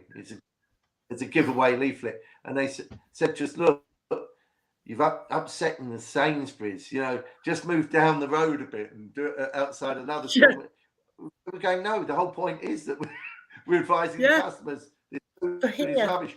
No, it wasn't. And then we went back to the college and the principal of the college had heard about it and said, any more of this and you're off the course, which I thought that was the whole idea of a nutritional course, to improve the state of the health of the country. But there we are, it isn't, according to the powers that be. Yeah. That's interesting. So how do Jehovah's Witnesses get away with standing in sort of outside shops giving out their literature? Well, they're not actually suggesting that the fruit and vegetables has no nutritional value, are they? So no, I suppose not. No. They're not. Yeah. Ancient Ruby's come up with a beauty here. Humans are guinea pigs now. Yeah. Now, Hadji's got a good one. Is there any reason why our quacks don't give our bodies a pH level test? On humans, plants can differ. Cabbage, sprouts, and bicarbonate of soda all helps alkaline levels. Yeah. Wow. Are you a mind reader? Who is this? Hatchie. Well, Hatchie. It's what? Hatchie. Hatchie is a mind reader. I was one of the next bits, but I was going to save that for probably our next show, is about blood acid alkaline balance, and what it does for us. That is a very, very good point, and I'm still going to leave it. But basically, if you have a low pH, which denotes that your blood terrain is acid, you're much more prone to serious diseases and degenerative diseases. In fact, I'd go so far as to say you're almost not going to get chronic diseases and degenerative type diseases in any prevalence at all if you have an alkaline blood terrain. Right. So alkalinity is the name of the game. That's interesting. Yeah. But we'll talk about that more on another. I think you're spot on there, Bob. It says quacks don't know about health. Yes, he's right there. Ancient Ruby's followed that up with, they don't care about our health at all. No. They don't. It's all to do with this. Right. It's money. I call them the doctors. Yeah. Well, the doctors they do have an important role. I mean, it's no good coming to see a nutritionist, however good if you've broken your leg. It needs setting, it needs putting in plaster, and it needs to recover. While it's recovering, by all means, come and see me and I'll give you the right nutrients, minerals, to get that leg to heal nice and strong again. But they still have a place. Yeah. Sort of. I mean, I call them farmer reps. I've been a bit careful what I said there. Who identify Yeah, as doctors. See? Yes. Yeah, it's a I've bit been like you know. a good boy tonight. Yes, they identify as doctors. It's a bit like my push bike that identifies as a Harley Davidson, but it isn't. So, that's it. I Here we used go. to go to when I was a kid, I used to go to our family doctors. He didn't have a computer. I'm going back to like the early 70s. He didn't have a computer. He didn't have books. He knew his stuff. You went in with something, he sat and looked at you and he told you what was wrong with you. Nowadays, you don't even get eye contact because they're looking at the computer screen or they're flicking through a book. Now, to my mind, that isn't right. Not right at all. But that's how it's gone, isn't it? Because it's money. I wish I'd had a good doctor when I was about 4 years old, because I was evidently screaming and ranting and raving. Right, that's normal for me. And I kept pulling on my ears and crying and screaming, very red-faced. And eventually my mother decided to take me to the doctor, which she phoned up and got an appointment that day. So that was quite good. Can't do that nowadays. No. And he saw me and he pulled my ears down like this and stuck a scope in here. And then he did the same on this ear. And it hurt like hell when he pulled my ears down. And he said, there's nothing wrong with him. He's just got a very bad temper. And so I came out of there. And this sadly got reported to my father, who said, well, he's got a terrible temper. Yeah, well, that night, about 4 hours after I'd been to see the doctor, one eardrum perforated, blood and pus all over the pillows. I got rushed to hospital by my dad, who'd given me a bit of grief, but I didn't really care about the grief he gave me. I was too ill. Got to hospital, and there the other one went pop. So, yeah, thank you, doctor. They must have been able to, a doctor who knew his stuff would be able to see that those were very inflamed and very antagonized. And it was probably too late to do anything, admittedly. Yeah. But, yeah, he didn't even attempt to. So I haven't got a lot of faith in doctors, realistically. No. Shocking. Well, actually, I believe that health should be like your shop. I really do believe that, because what it is, to me, they're like gods. They've got their little table and you have to have an appointment to wait and see them. That builds up the stress levels. And I remember forget when I took my mother along, my late mother, there's a sign on the door, only one ailment at the time. And the way I look at it, if suppose you put a size shoe that was too small for you, and you went in there and you absolutely could hardly walk, they'd send you off for all the diagnosis tests possible. But all he has to do is look down and say, you need a bigger pair of shoes, mate. And that's it. Done. Problem solved. But there's a good one from Hatchy here. That's it. It says, eat sprouts, cabbage and broccoli. Granny's favourite. Everything in moderation. Real meat and 2 veg. Unfortunately, the cost of cooking properly takes the wonga out of it. What a mess we're in. And I'll tell you another thing. If you're going by tube train or public transport and you wish to have a seat, have some Guinness and cabbage and you will get a seat beforehand. See, it's a little bit of medical advice there, you know. Yeah. Welcome, Chris. Right. But I think that's, hang on, this is an interesting one. Schizophrenia, bread madness is documented. Yes, it's like in that, as I said, in that in the 50s, in that place in France. But again, they think it was a CIA test on poisons and chemicals and things, and I don't think it was to do with the rye bread.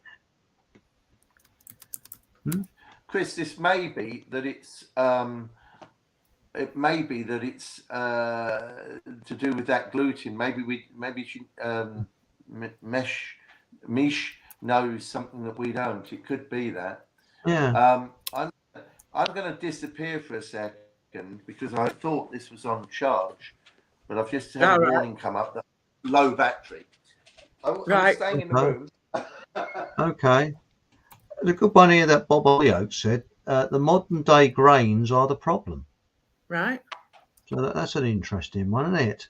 Now, what's this? Oh, this is interesting. Another one here following from what Miles said regarding grains, more minerals and vitamins form good food. I would urge one and all to support farmers markets. That's a I good agree one, with Robert.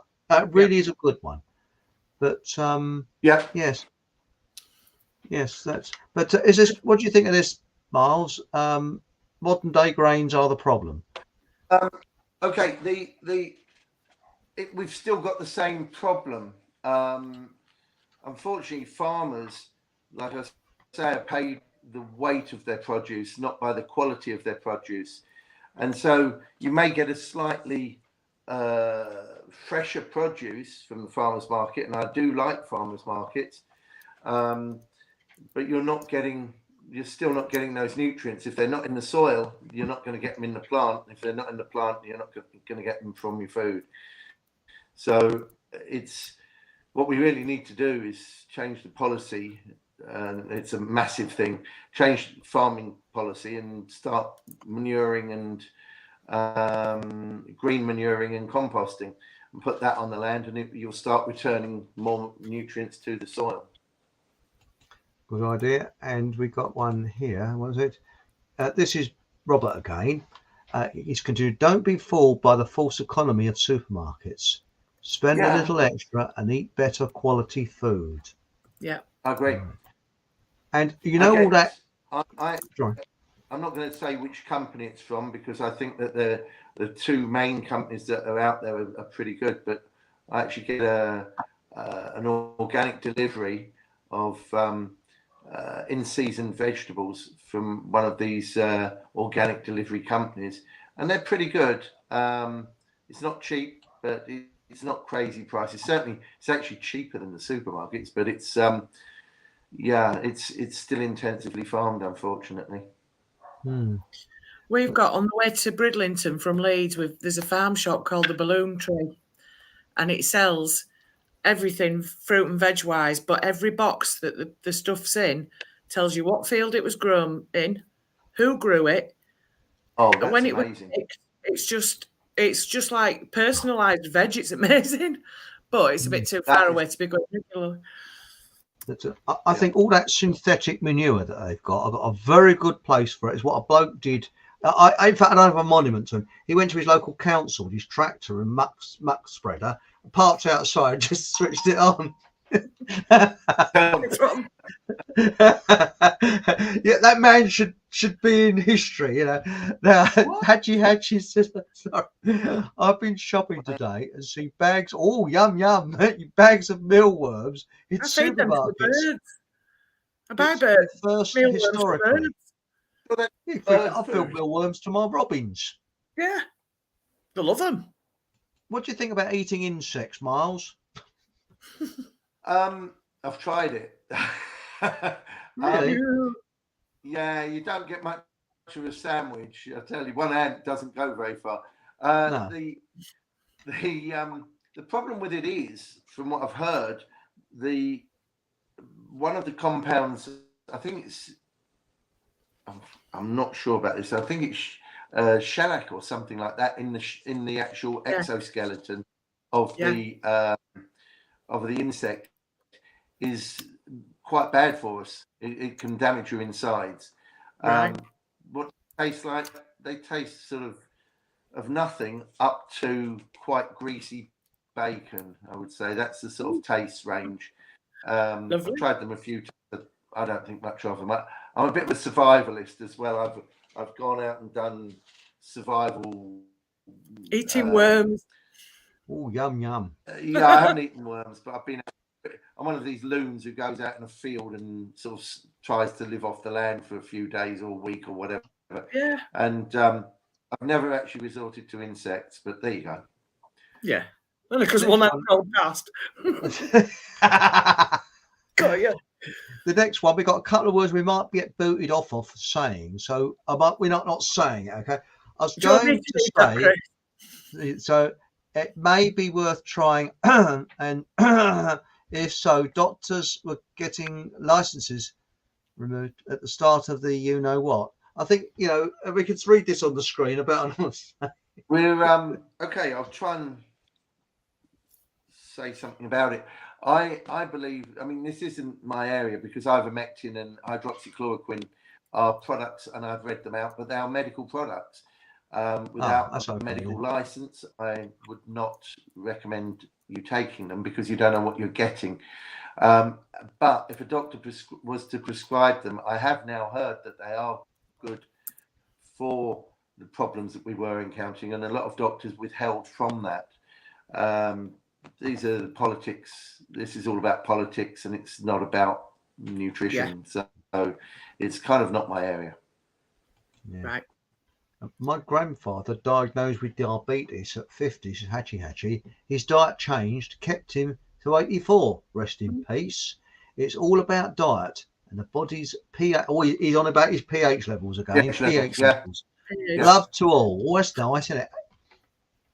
So that's an interesting one. Yeah, Hachi again. I think this Hachi should be hatching a career in nutrition. It's fantastic news. I mean, to live another 34 years, that's amazing after you've been diagnosed with diabetes. Yeah. Yes, that's right. We've got one here which is good. It says here, this is Robert again. Following from what Miles said regarding gaining more minerals and vitamins from good food, I would urge one and all to support. Oh, I read that out earlier. Sorry. Yes. We've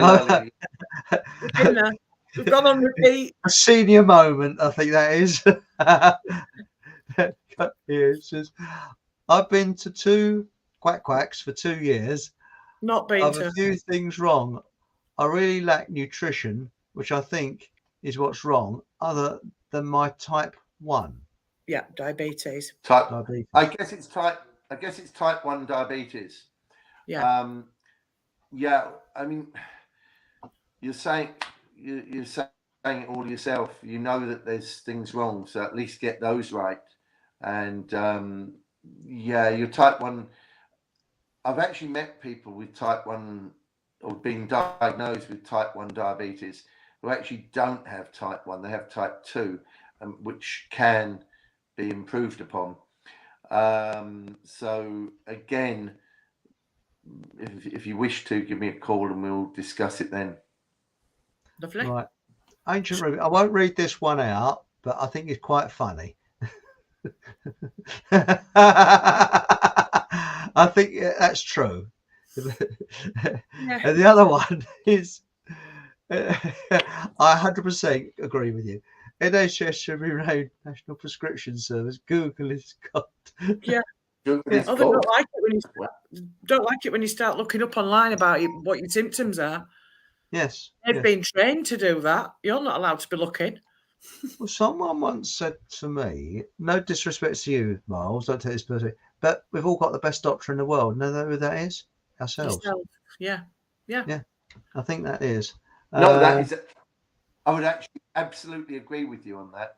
If you learn how to understand and recognize the problems with your body, you'll actually understand better how to fix them, because the diagnosis is everything. Fixing them is easy. You can go online and you can look up various different nutrients for different ailments. It's understanding how your body works and how you function. So I agree with that totally. Well, it's interesting what Louise Thorne said. She said, my diabetes goes up and down like a horse draws. Yeah. Is that type 1 or type 2, Louise? Type 1. Yeah. Type 1, yeah. I'm type 2. Mine does, but that's my own fault because I'm not very good at it. Right. The type 1, that was the lady who was on before with the type 1. Yeah. The type 1 is more tricky to control, but honestly, I probably have what's quite close to a diet that would be suitable for a diabetic, because I don't have refined carbs. I don't have refined sugars. I occasionally will eat some starch, but so can you. Like potatoes or rice. I don't have a lot of that even, but it's about getting that balance and getting that working right. We all ought to be on those kind of diets.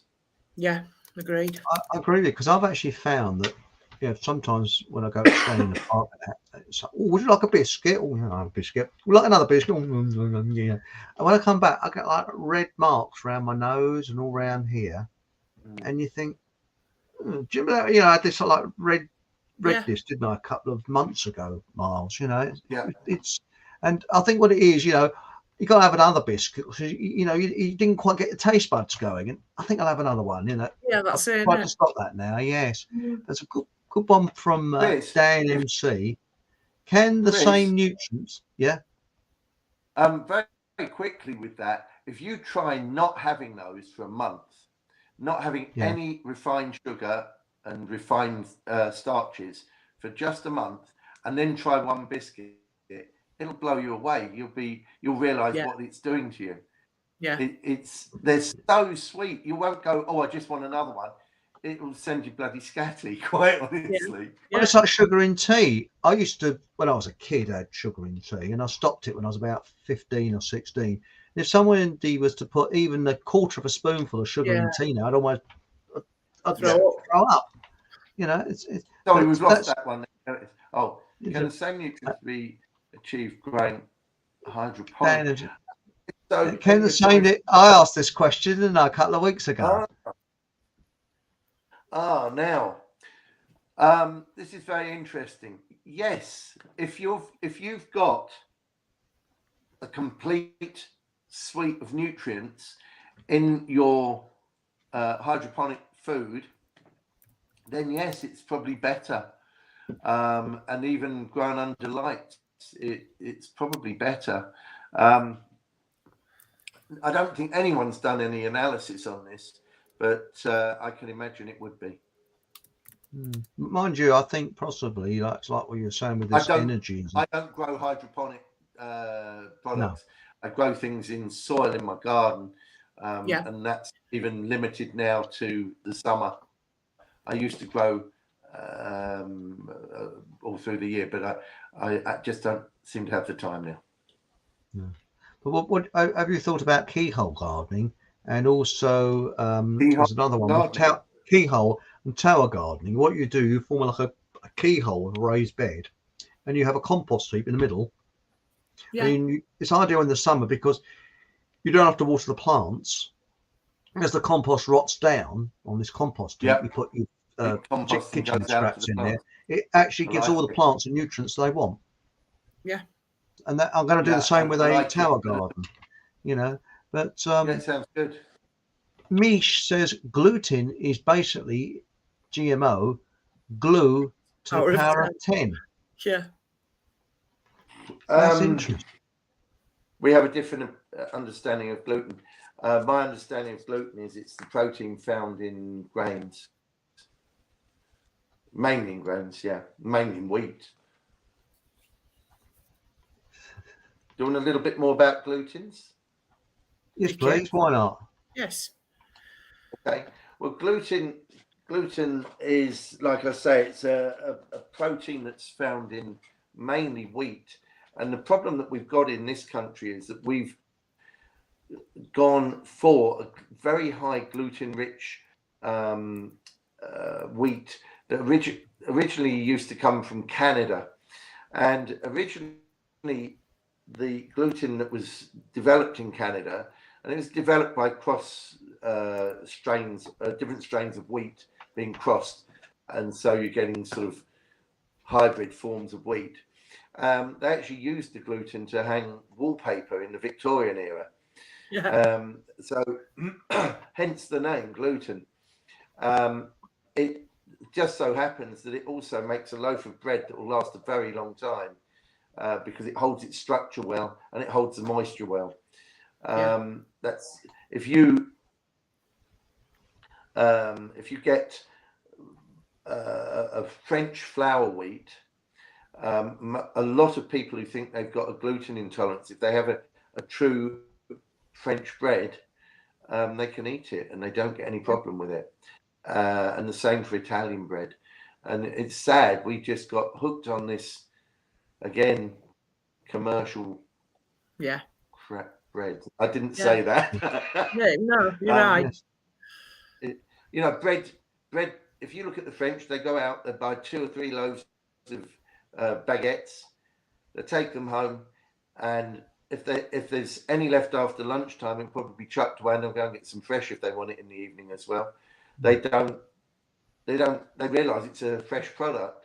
Here we keep it for days on end and expect it to still be viable after a week. It's just so it's our own fault in a way, but it's what we've got used to as well. Yeah.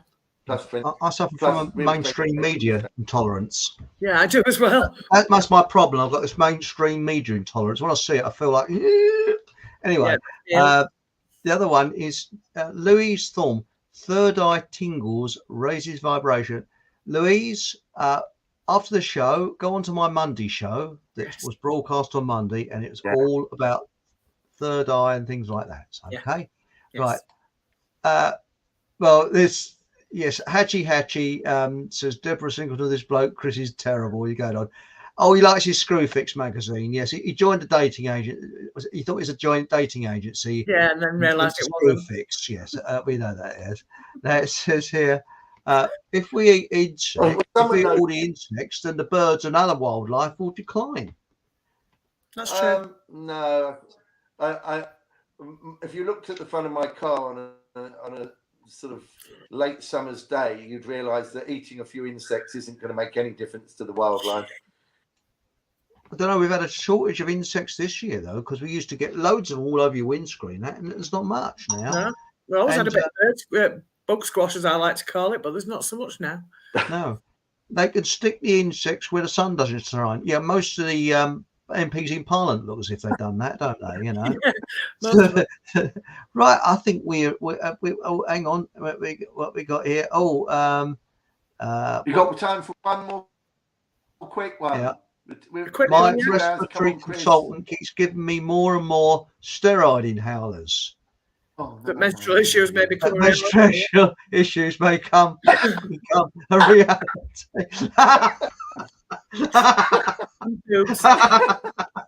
I think on that one, I think we better. That's a good one to leave on. I think we ought to sort of wind this up because. Right, are you okay, Miles? Is there anything you'd like to add before we? I'm absolutely fine.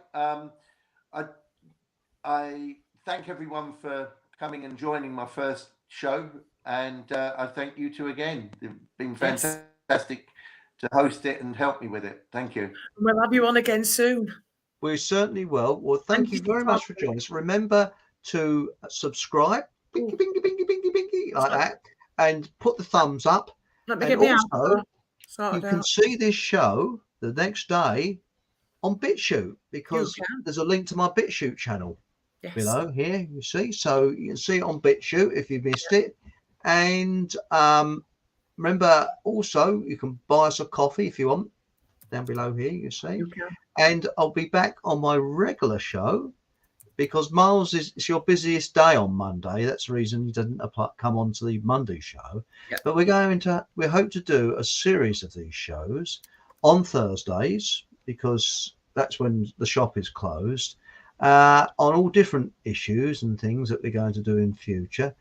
And I will also be tomorrow. I'm co-hosting your friend's show on Codes of the Unknown. Stepping into my shoes. That's right. So again, there's a link below here, and thank you very, very much. And it's all right, Miles. You don't have to do anything. You stay on here when we go off here, so don't you worry. And thank you very much, Joyce. Are you going to shove the outro on? Put the outro on. Yes. Okay. So stay on here, Miles. Don't worry. Good night, everybody. Good night, and good night. Thank you very much. Remember, have a laugh. Yes, definitely. Night. Good night.